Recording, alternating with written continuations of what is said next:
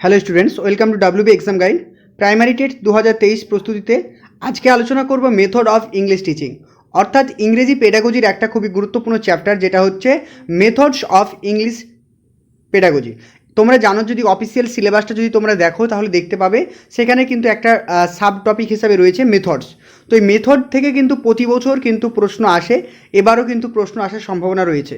তো এই চ্যাপ্টারটা কিন্তু খুবই গুরুত্বপূর্ণ এবং আমাদের পরীক্ষার জন্য। তোমরা দেখো, আজকে আমরা আলোচনা করছি চ্যাপ্টার নাম্বার 6। তো তোমরা কিন্তু সমস্ত ক্লাসগুলো ইউটিউবে পাচ্ছ না, কারণ বাকি ক্লাসগুলো কিন্তু আমাদের পেড ক্লাসে করানো হচ্ছে। তো তোমরা যারা আমাদের পেড ক্লাসে সাবস্ক্রিপশন নিয়েছো তারা কিন্তু রেগুলার ক্লাস করতে পারছো। তো আজকে যেটা আলোচনা করব সেটা হচ্ছে টপিক 6 থেকে method of English teaching 40 number class. ঠিক আছে, পুরো থিওরি ক্লাস হবে, এরপরে আমরা নেক্সট ক্লাসে এমসিকিউগুলো প্র্যাকটিস করব। তো যারা এখনও পর্যন্ত আমাদের পেড ক্লাসে অ্যাডমিশন নাওনি, তো তোমরা যদি অ্যাডমিশন নিতে চাও, এখানে যে কন্ট্যাক্ট নাম্বারটা দেখতে পাচ্ছ 9647300217, এই নাম্বারে কন্ট্যাক্ট করো, দিয়ে পেড ক্লাসে আমাদের অ্যাডমিশন নিয়ে নাও। সেখানে টপিক ধরে ধরে প্রত্যেকটা সাবজেক্টের ক্লাস করানো হচ্ছে, সিডিপি, বাংলা, ইংলিশ, গণিত, পরিবেশ, প্রত্যেকটা সাবজেক্টকে ধরে ধরে ক্লাস করানো হচ্ছে। তো তোমাদের যে শিক্ষক হওয়ার যে স্বপ্নপূরণ অবশ্যই এবার তোমাদেরকে সম্পূর্ণ করতে হবে। তোমাদের স্বপ্নকে পূরণ করার জন্যই আমাদের ফাউন্ডেশন ব্যাচ স্টার্ট হয়েছে। তো যারা এখনও পর্যন্ত পেড ক্লাসে আমাদের পেড ব্যাচে অ্যাডমিশন নাওনি, অবশ্যই অ্যাডমিশন নিয়ে নাও। এখানে যে নাম্বারটা দেখতে পাচ্ছ 9647300217, এই নাম্বারে হোয়াটসঅ্যাপ করতে পারো বা ফোন করে কন্ট্যাক্ট করতে পারো। তো ভালো করে দেখো, আজকে যেটা পড়বো সেটা হচ্ছে কি গ্রামার ট্রান্সলেশন মেথড, অর্থাৎ প্রত্যেকটা মেথড নিয়ে কিন্তু আমরা ডিসকাস করব। দেখো, মেথডগুলো পড়তে গেলে প্রত্যেকটা জিনিস আমাদেরকে ভালো করে জানতে হবে। কী কী জিনিস জানতে হবে একটু আমরা দেখে নিই। প্রথমত জানবো যে গ্রামার ট্রান্সলেশন মেথড খুবই গুরুত্বপূর্ণ একটা মেথড রয়েছে। ডাইরেক্ট মেথড, অডিওলিঙ্গুয়াল মেথড, তারপর রয়েছে কি bilingual method, doctor West new method, total physical response method, আর কমিউনিকেটিভ ল্যাঙ্গুয়েজ মেথড। এই মেথডগুলো কিন্তু আমাদের পরীক্ষার জন্য খুবই ইম্পর্টেন্ট। এই প্রত্যেকটা মেথড কিন্তু আমরা ভালো করে জানবো। দেখো, প্রথমে যে মেথডটা রয়েছে সেটা হচ্ছে গ্রামার ট্রান্সলেশন মেথড।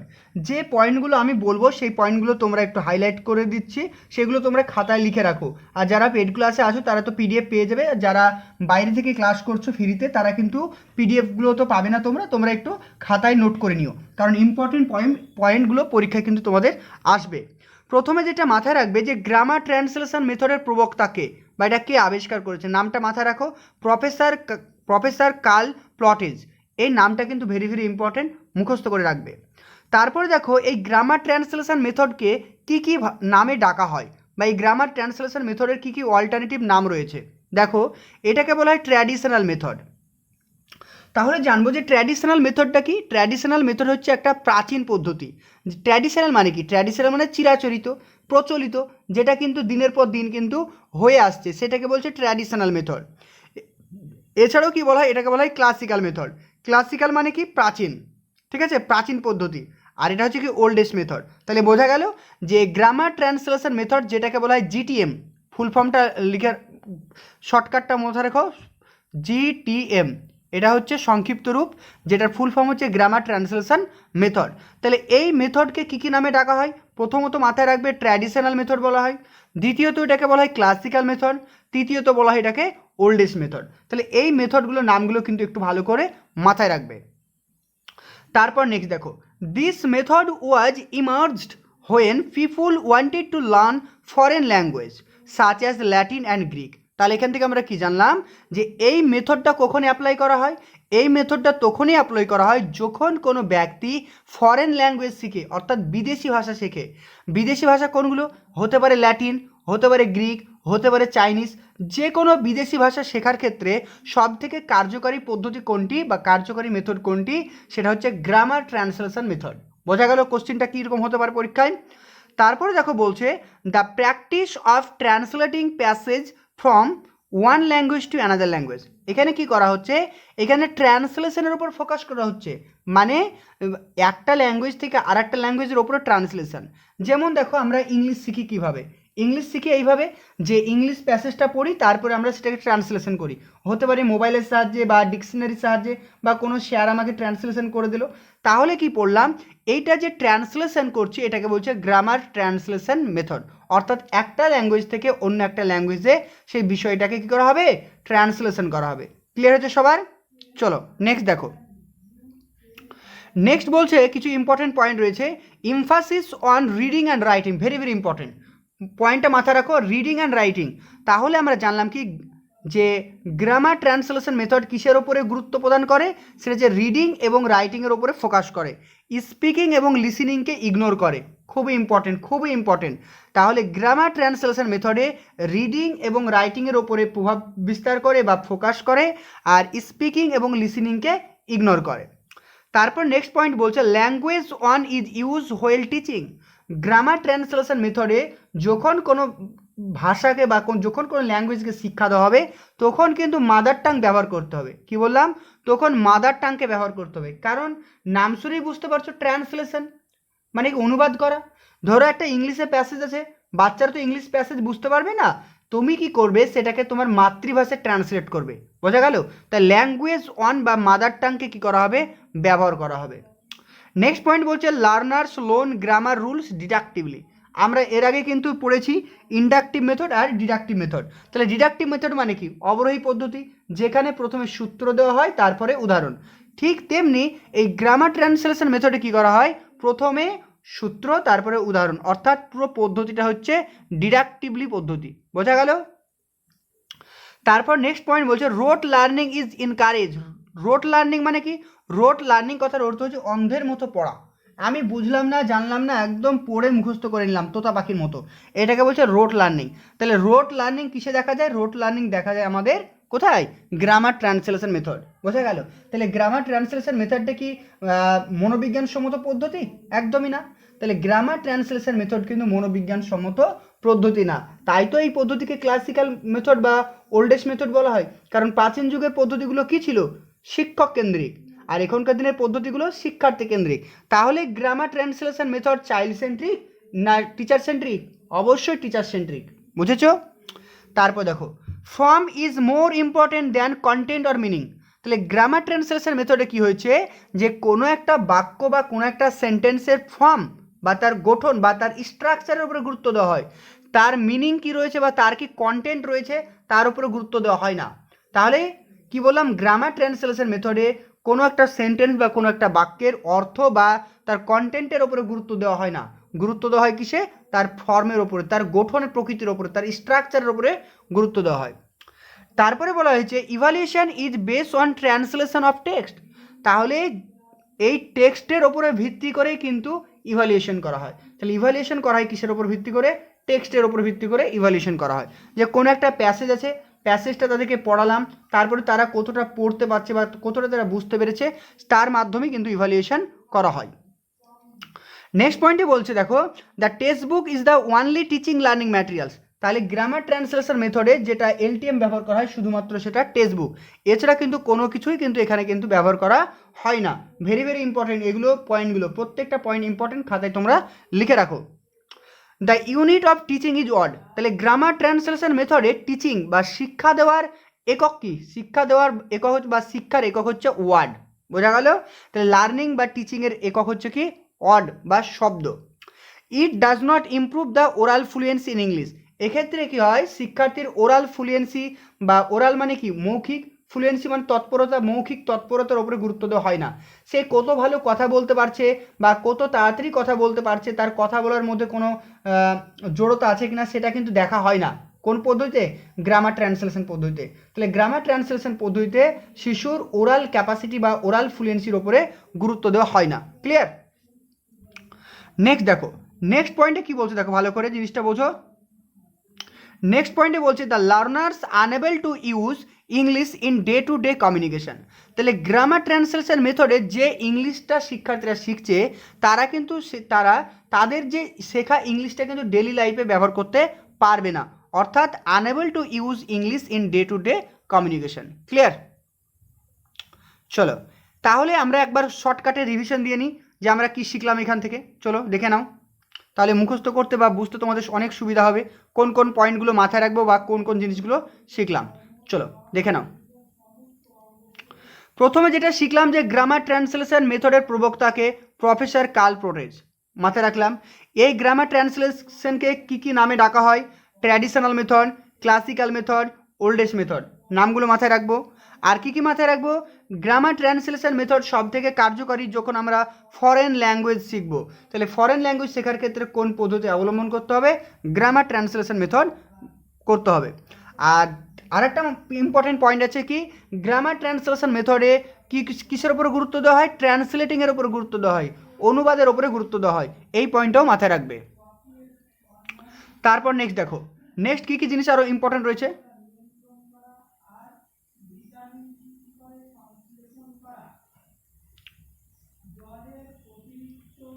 দেখো যে যে পয়েন্টগুলো ইম্পর্টেন্ট একটু দেখে নাও। বলছে ইমফাসিস অন রিডিং এবং রাইটিং। তাহলে এখান থেকে কি জানলাম যে গ্রামার ট্রান্সলেশন মেথড কিন্তু রিডিং এবং রাইটিংয়ের উপর গুরুত্ব প্রদান করে, আর স্পিকিং এবং লিসেনিংকে কি করে? ইগনোর করে। মাথায় রাখবো, গ্রামার ট্রান্সলেশন মেথডে শিক্ষার্থীদেরকে শিক্ষা দেওয়ার সময় মাতৃভাষা কিন্তু ব্যবহার করতে হবে, জেনে রাখলাম। এখানে শিক্ষার্থীদেরকে ভাষা শিক্ষা দেওয়া হয় ডিডাক্টিভ পদ্ধতিতে, অর্থাৎ অবরোহী পদ্ধতিতে, জেনে রাখলাম। এখানে শিক্ষার্থীর রোট লার্নিং বা মুখস্থ বিদ্যার উপরে গুরুত্ব দেওয়া হয়। এখানে যে বিষয়টা পড়াচ্ছি তার কন্টেন্ট কি, তার কি মিনিং কি, তার উপরে গুরুত্ব দেওয়া হয় না, শুধু সেই বিষয়টার স্ট্রাকচার বা গঠনের উপরে গুরুত্ব দেওয়া হয়। ইভ্যালুয়েশন করা হয় টেক্সট বুকের উপর ভিত্তি করে। টেক্সট বুক হচ্ছে একমাত্র এলটিএম যেটা কিন্তু এই পদ্ধতিতে ব্যবহার করা হয়, এটা কিন্তু মাথায় রাখবো। আর কি কি শিখবো? আর জানবো কি ওয়ার্ড। তাহলে এই পদ্ধতিতে ক্ষুদ্রতম একক কি? টিচিংয়ের ক্ষুদ্রতম একক হচ্ছে ওয়ার্ড, এটা ইম্পর্টেন্ট পয়েন্ট।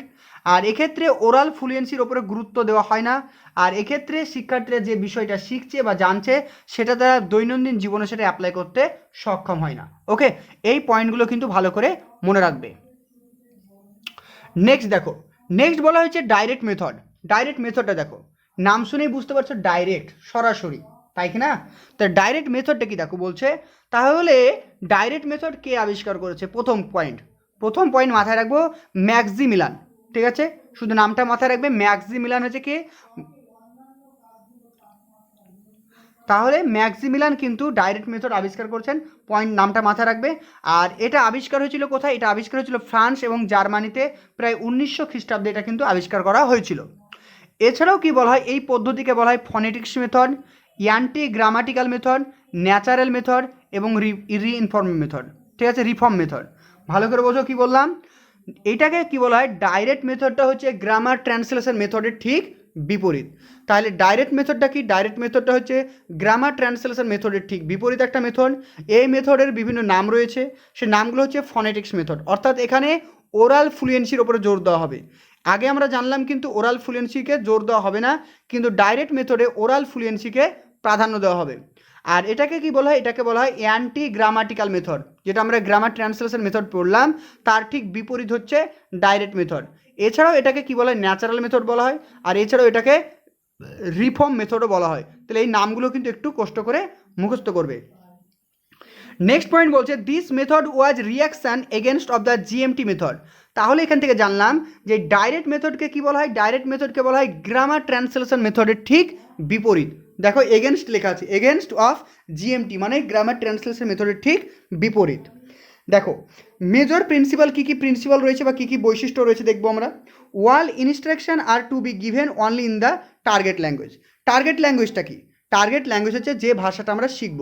ধরো এখন ইংলিশ ক্লাস হচ্ছে, তুমি একজন ইংলিশ টিচার, তো শিক্ষার্থীদেরকে তুমি যখন ডাইরেক্ট মেথডে পড়াবে তখন তুমি কিন্তু কোনো বাংলা ভাষা ইউজ করবে না, সব সময় কিন্তু তুমি ইংলিশ ক্লাসটা ইংলিশে করাবে। 40 মিনিটের মধ্যে 40 মিনিটে তোমার ক্লাস, 40 মিনিট পুরো কিন্তু তুমি ইংলিশেই কথা বলবে।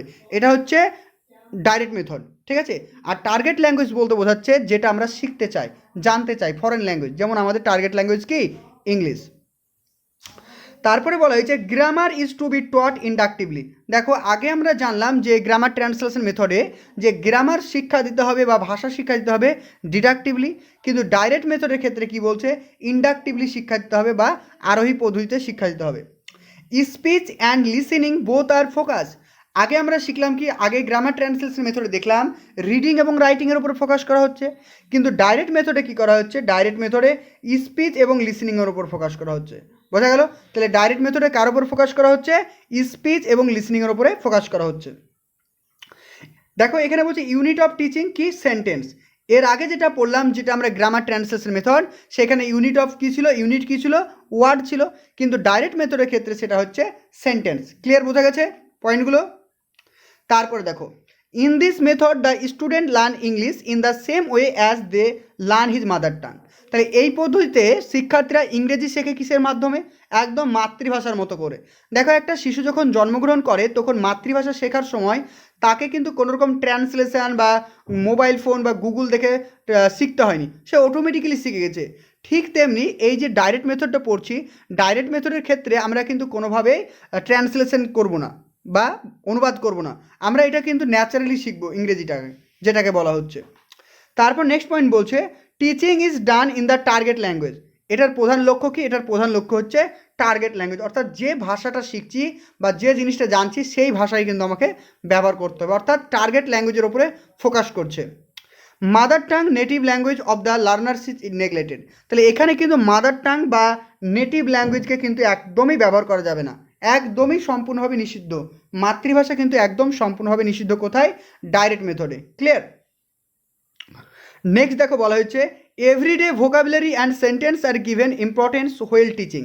তাহলে বলা হয়েছে যে এভরিডে ভোকাবুলারি অ্যান্ড সেন্টেন্স, আমরা প্রথমে জানলাম যে গ্রামার ট্রান্সলেশন মেথডে যেটা শিখছি সেটা কিন্তু দৈনন্দিন জীবনে আমরা ডে টু ডে লাইফে অ্যাপ্লাই করতে পারবো না, কিন্তু ডাইরেক্ট মেথডে যেটা আমরা শিখবো সেটা কি ডে টু লাইফ বা আমাদের দৈনন্দিন জীবনে কিন্তু আমরা সেটা ব্যবহার করতে পারবো। অর্থাৎ এভরিডে ভোকাবুলারি অ্যান্ড সেন্টেন্স আমরা শিখবো, বাচ্চাদেরকে শেখাতে হবে যে জল কিভাবে খেতে হয়। যে তুমি প্রথমে কি শিখালে? যে জল, কিন্তু এখানে কি তুমি কি শিখাবে? যে আমি জল খাবো। বোঝা গেল? সেন্টেন্স শিখাবে। তাই এখানে কি করা হচ্ছে? ভোকাবুলারি এবং সেন্টেন্সকে প্রাধান্য দেওয়া হচ্ছে। ক্লিয়ার? নেক্সট পয়েন্টে বলা হয়েছে target language grammar is taught inductively. তাহলে এখানে আমরা জানলাম কি যে গ্রামার ট্রান্সলেশন মেথডে ডিডাকটিভলি শিখলাম, আর কিন্তু এখানে ডাইরেক্ট মেথডে কি শিখছি আমরা? ইন্ডাকটিভলি বা আরোহী পদ্ধতিতে, অর্থাৎ প্রথমে উদাহরণ তারপরে সূত্র। নেক্সট পয়েন্টে বলছে the teachers and learners communicate orally in question and answer. এক্ষেত্রে শিক্ষক এবং শিক্ষার্থীরা নিজেদের মধ্যে কমিউনিকেশন করবে কিসের মাধ্যমে? কোশ্চিন আনসার পড়বো। যেমন আমি তোমাকে জিজ্ঞেস করলাম হোয়াট আর ইউ ডুইং, তুমি এখন কী করছো? What are you doing now? তুমি বলে যে আই অ্যাম রিডিং, আমি এখন পড়ছি। এইভাবে কি হবে? তোমার আমার মধ্যে কমিউনিকেশন হবে, অর্থাৎ শিক্ষক এবং শিক্ষার্থীর মধ্যে কমিউনিকেশন হবে। সেটা হবে কি? Oral communication. বোঝা গেল? ওরালি। কারণ এখানে আমরা জানতে পারলাম যে লিসেনিং এবং স্পিকিংয়ের ওপর গুরুত্ব দেওয়া হয়েছে, তাই না? লিসেনিং এবং স্পিকিংয়ের ওপরে, তাই এখানে ওরাল ফ্লুয়েন্সিটাকে দেখা হবে। নেক্সট বলছে realia picture of the demonstration is use to teach vocabulary. এক্ষেত্রে শিক্ষার্থীদেরকে ভোকাবুলারি বাড়ানোর জন্য রিয়ালিয়া বলতে কি বোঝায়? বাস্তব যেগুলো রয়েছে। যেমন ধরো তুমি ক্লাস নিচ্ছ, তো ক্লাসে ধরো যোগ শিখাবে, কোনো কিছু নেই, তুমি কি বললে? বাচ্চাদেরকে বললে যা কিচেন থেকে আলু নিয়ে আয়, তো আলু দিয়ে তুমি যোগ শেখাতে শুরু করলে, এটাকে বলছে রিয়ালিয়া। তারপর ধরো তুমি স্কুলে ছাত্রছাত্রীকে প্যারাগ্রাফ লেখা শেখাবে বা রিপোর্ট রাইটিং লেখা শেখাবে, এর জন্য তুমি কি করলে? ইংলিশে নিউজ পেপার নিয়ে চলে গেলে, এগুলোকে বলছে রিয়ালিয়া, অর্থাৎ বাস্তব জিনিসগুলোকে বলছে রিয়ালিয়া। এছাড়াও পিকচার ব্যবহার করা হয় কিসের জন্য? সেটা হচ্ছে ভোকাবুলারি ইনক্রিজ করার জন্য। কিন্তু গ্রামার ট্রান্সলেশন মেথডে কি পড়লাম? গ্রামার ট্রান্সলেশন মেথডে শুধুমাত্র টেক্সট বুক ছাড়া কিন্তু কোনো কিছু ব্যবহার করা হয় না, তার মানে ঠিক বিপরীত, বুঝতে পারছো? তারপর বলছে pronunciation and grammar are crucial. তাহলে এখানে কিন্তু প্রোনাউন্সিয়েশনকে সব থেকে বেশি গুরুত্ব দেওয়া হয়। তারপর আমরা কি জানলাম? দেখো এখানে বলছে যে প্রোনাউন্সিয়েশন এবং গ্রামারটাকে ফোকাস করা হয়। অর্থাৎ দেখো যেমন জানলাম যে গ্রামার ট্রান্সলেশন মেথডে আমরা দেখলাম যে স্পিকিংয়ের ওপরে গুরুত্ব দেওয়া হয় না, শুধুমাত্র রিডিং এবং রাইটিংয়ের ওপরে গুরুত্ব দেওয়া হয়। কিন্তু যে ডাইরেক্ট মেথডটা পড়লাম, ডাইরেক্ট মেথডে কী করা হচ্ছে? যে স্পিকিং এবং লিসিংয়ের ওপর গুরুত্ব দেওয়া হচ্ছে। যেহেতু স্পিকিং কথাটি চলে আসছে, তাই এখানে প্রোনাউন্সিয়েশনের ওপরেও কিন্তু গুরুত্ব দেওয়া হয়ে থাকে। নেক্সট বলছে লিসেনিং এবং স্পিকিংকে গুরুত্ব দেওয়া হয়। খুব ইম্পর্টেন্ট এই লাইনগুলো, পরীক্ষার জন্য ভেরি ভেরি ইম্পর্টেন্ট। তাহলে স্পিকিং এবং লিসেনিংকে কে গুরুত্ব দিচ্ছে? সেটা হচ্ছে direct method. Okay, clear? The learners avoid language 1, think হচ্ছে ল্যাঙ্গুয়েজ 2। এক্ষেত্রে মাতৃভাষাকে সম্পূর্ণভাবে ইগনোর করা হয়, মাতৃভাষা কোনোভাবেই ব্যবহার করা যাবে না। কোথায়? ডাইরেক্ট মেথডে। তাহলে কি ব্যবহার করা যাবে? যেটা আমরা টার্গেট ল্যাঙ্গুয়েজ শিখছি সেই টার্গেট ল্যাঙ্গুয়েজকেই ব্যবহার করতে হবে।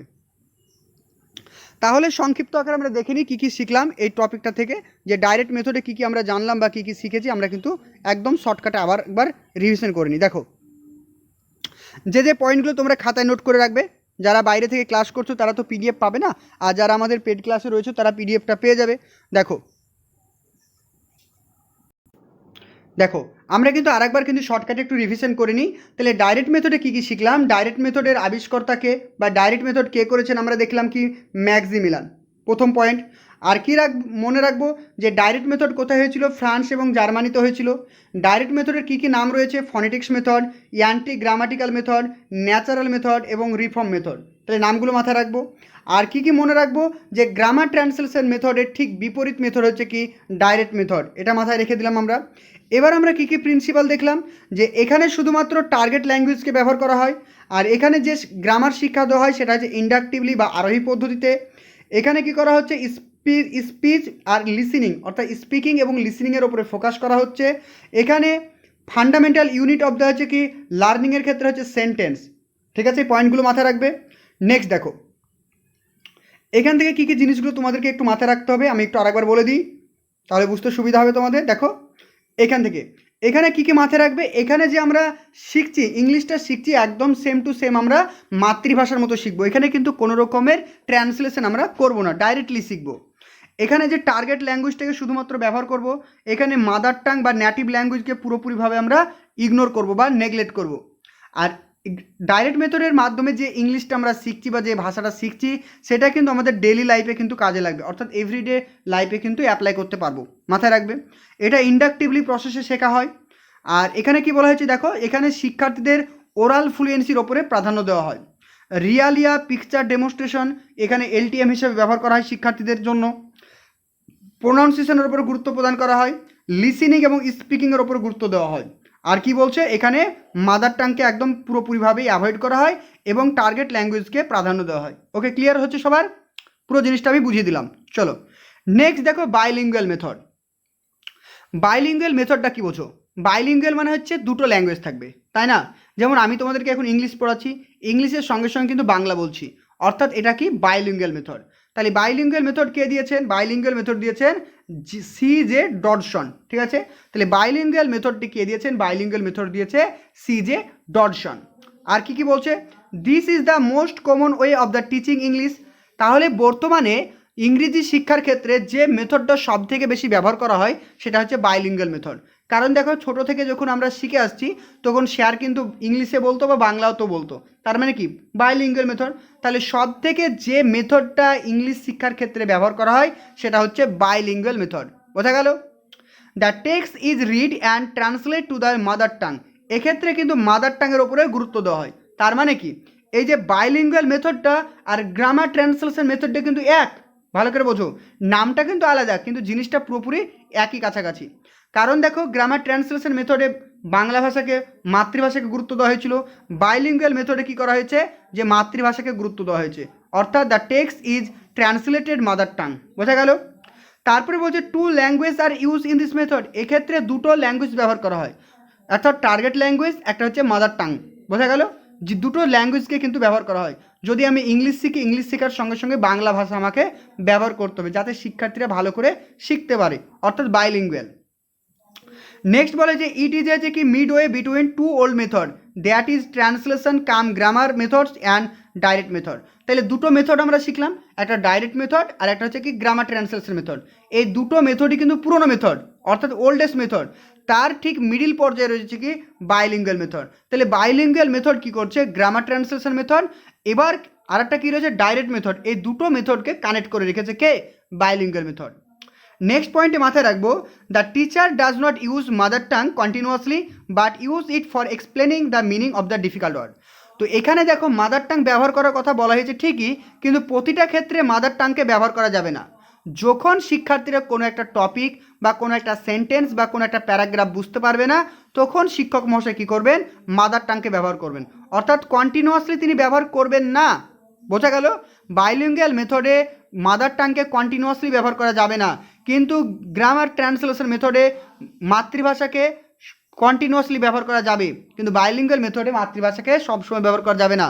যখন শিক্ষার্থীদের প্রয়োজন বুঝতে পারছে না তখনই ব্যবহার করতে হবে। ক্লিয়ার? নেক্সট দেখো প্রিন্সিপাল অফ বাইলিঙ্গুয়াল মেথড। তাহলে এবার আমরা দেখব কি বাইলিঙ্গুয়াল মেথডের কী কী প্রিন্সিপাল রয়েছে। দেখো প্রিন্সিপাল অফ বাইলিঙ্গুয়াল মেথড বা বাইলিঙ্গুয়াল মেথডের কী কী বৈশিষ্ট্য আছে মাথায় রাখো। The meanings of new words, phrase, sentence and grammatical rules is conveyed through language one in the initial stage of the lesson. অর্থাৎ যখন প্রাথমিক পর্যায়ে, অর্থাৎ ইনিশিয়াল স্টেজ মানে প্রাথমিক পর্যায়ে যখন শিক্ষার্থীদেরকে তুমি শিক্ষা দিচ্ছ, তখন যে জিনিসগুলো শিখবে, কী কী শিখবে, word, phrase, sentence, grammatical rules, সমস্ত কিছু কিন্তু তাকে বাংলাতে বোঝাতে হবে। বোঝা গেল? ইংলিশের পাশাপাশি তাকে বাংলাতে বোঝাতে হবে। নেক্সট বলছে pattern practice only given in English. কিন্তু জিনিসটা যখন তুমি প্র্যাকটিস করাবে তখন কিন্তু পুরোটাই কিন্তু ইংলিশে প্র্যাকটিস করাতে হবে। যেমন দেখো, আমি তোমাদেরকে এখন ক্লাস করাচ্ছি কোন পদ্ধতিতে, বাইলিঙ্গুয়াল, বাংলা ইংলিশ দুটো ব্যবহার করছি। কিন্তু যখন তোমাদেরকে আমি এমসিকিউ করাবো তখন কিন্তু সম্পূর্ণভাবে সেটা ইংলিশে করতে হবে, তখন কিন্তু কোনো রকম বাংলা ইউজ করা যাবে না। বোঝা গেল? প্র্যাকটিসটা শুধুমাত্র ইংলিশের ওপরই করতে হবে। নেক্সট বলা হয়েছে the learners language on scaffold language to learning. অর্থাৎ শিক্ষার্থীর দ্বিতীয় ভাষা বা টার্গেট 2 ভাষা বা টার্গেট ল্যাঙ্গুয়েজকে শিখতে ল্যাঙ্গুয়েজ 1 কিন্তু স্ক্যাফোল্ডিংয়ের কাজ করে, অর্থাৎ ভাড়া বন্ধনের কাজ করে। স্ক্যাফোল্ডিংয়ের ধারণা কে দিয়েছিল? ভাইগটস্কি। তাহলে ভাইগটস্কির যে স্ক্যাফোল্ডিং হিসাবে কাজ করে কে? ল্যাঙ্গুয়েজ 1। অর্থাৎ মাতৃভাষা আমাদের বিদেশি ভাষা বা যেটা বলছি আমরা L2 বা ল্যাঙ্গুয়েজ 2, সেটা শিখতে কিন্তু সাহায্য করছে কে? মাতৃভাষা। প্রত্যেকটা পয়েন্ট কিন্তু পরীক্ষার জন্য ইম্পর্টেন্ট, একটু ভালো করে মনে রাখো। তারপর নেক্সট পয়েন্ট বলছে the learning comprehensive grammar and vocabulary easily. এই পদ্ধতির মাধ্যমে শিক্ষার্থীরা গ্রামারকে এবং ভোকাবুলারিকে ইজিলি শিখতে পারে। নেক্সট পয়েন্ট বলছে the learners became functional bilingual. এক্ষেত্রে শিক্ষার্থীরা যে বাইলিঙ্গুয়াল অর্থাৎ যেহেতু দুটো ভাষা ব্যবহার করছে, তাই প্রত্যেকটা জিনিস কিন্তু কার্যকরীভাবে শিখতে পারে এবং তারা সেটা কিন্তু ব্যবহার করতে পারে। বোঝা গেল? তাহলে এটা হচ্ছে কি the learners became functional bilingual. অর্থাৎ ফাংশনাল মানে কি? যেটা কিন্তু তারা ব্যবহার করতে পারবে বা প্রয়োগ করতে পারবে, অর্থাৎ কার্যকরী। ওকে, আজকে এই পর্যন্তই আমরা শিখলাম। যে নেক্সট ক্লাসে এগুলো আমরা আলোচনা করব। অডিও লিঙ্গুয়াল মেথড রয়েছে, এছাড়াও রয়েছে আমাদের principal of the audio lingual method রয়েছে, ওয়েস্ট নিউ মেথড রয়েছে। বাকি মেথডগুলো কিন্তু আমরা ক্লাস করব। তো নেক্সট দিন আমরা কিন্তু এমসিকিউ প্র্যাকটিস করব। বাকি যে রয়ে গেল এগুলো আমাদের পেড ক্লাসে করানো হবে, এখানে আর হবে না। এখানে কিন্তু কিছু এমসিকিউ প্র্যাকটিস করানো হবে। তো তোমরা যারা আমাদের এখনও পেড ক্লাসে সাবস্ক্রিপশন নাওনি, সাবস্ক্রিপশন নেওয়ার জন্য এখানে যে কন্ট্যাক্ট নাম্বারটা দেখতে পাচ্ছ 9647300217, এই নাম্বারে অবশ্যই কন্ট্যাক্ট করো। রেগুলার টপিক ওয়াইজ ক্লাসগুলো আমাদের করার জন্য আমাদের অবশ্যই পেড ক্লাস শুরু হয়েছে, যেটা আমাদের ফাউন্ডেশন ব্যাচ কোর্স। তোমাদের শিক্ষক হওয়ার স্বপ্ন পূরণ করার জন্য প্রতিদিন আমাদের রেগুলার ক্লাস হচ্ছে টিচমেন্ট অ্যাপে। তো সিডিপি, বাংলা, ইংলিশ, গণিত প্রত্যেকটা ক্লাস ডিটেলসে এবং সিলেবাস ধরে ধরে করানো হচ্ছে। সঙ্গে থাকছে রেগুলার মক টেস্ট এবং 150 নম্বরের মক টেস্ট। তো তোমরা যারা এখনও আমাদের পেড ক্লাসে আসোনি বা অ্যাডমিশন নাওনি, অ্যাডমিশন নেওয়ার জন্য এখানে যে কন্ট্যাক্ট নাম্বারটা দেখতে পাচ্ছ 9647300217, এই নাম্বারে অবশ্যই কন্ট্যাক্ট করে যোগাযোগ করতে পারো। ভিডিও ডেসক্রিপশনে হোয়াটসঅ্যাপের লিঙ্ক আছে, সেখানে জয়েন হয়ে যাও। সমস্ত ক্লাসের আপডেট তোমরা সেখানে পেয়ে যাবে। Thank you.